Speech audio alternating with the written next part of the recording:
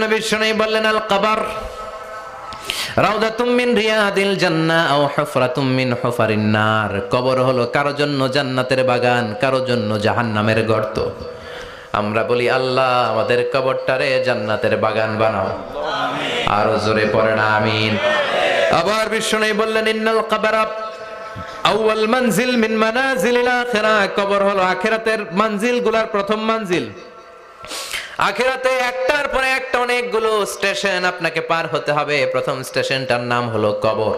প্রথম স্টেশনের নাম কি?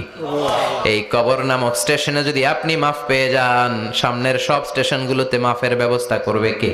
আল্লাহ। আর কবর নামক স্টেশনে যদি ধরা খেয়ে যান, আপনার মায়ের আছে না নাই? লাশটাকে যখন রাখা হয়, লাশটা চিনে কে আমারে রাখলো, কে আমাকে ধৌত করলো, কে আমারে কাফন পড়ালো।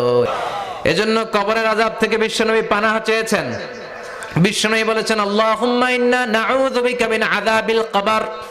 ও আল্লাহ, কবরের আযাব থেকে তুমি আমাদেরকে বাঁচাও, পড়েন আমিন।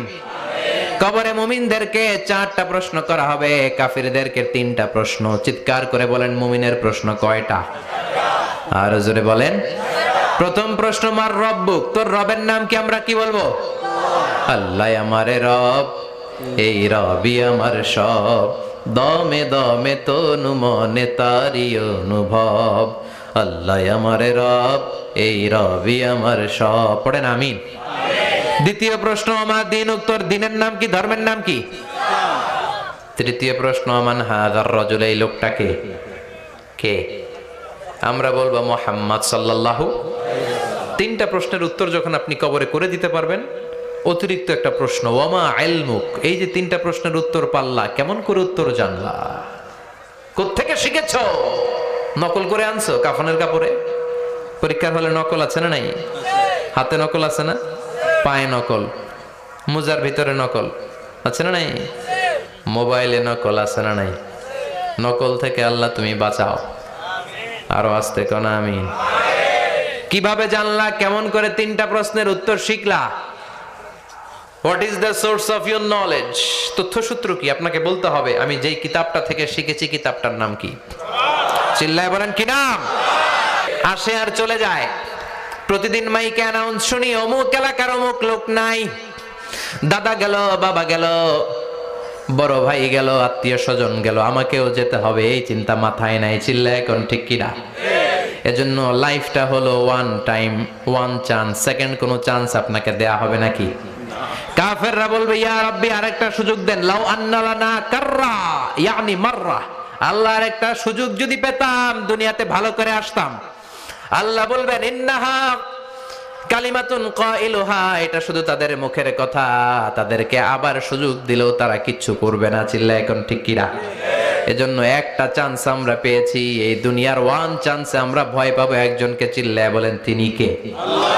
এজন্য যেতে আমাদেরকে হবে। এই মরণ থেকে পালানোর কোনো সুযোগ কেউ পালাতে পারে নাই। এই মরণ হলো আখিরাতের প্রবেশদ্বার।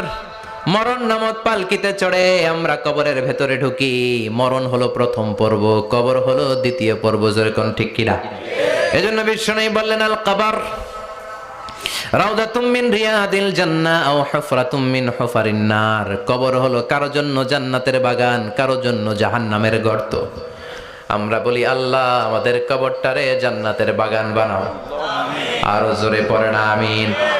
আবার বিশ্বনবী বললেন ইন্নাল কবরা আউয়াল মানজিল মিন মানাজিলিল আখিরাহ। কবর হলো আখিরাতের মঞ্জিলগুলোর প্রথম মঞ্জিল।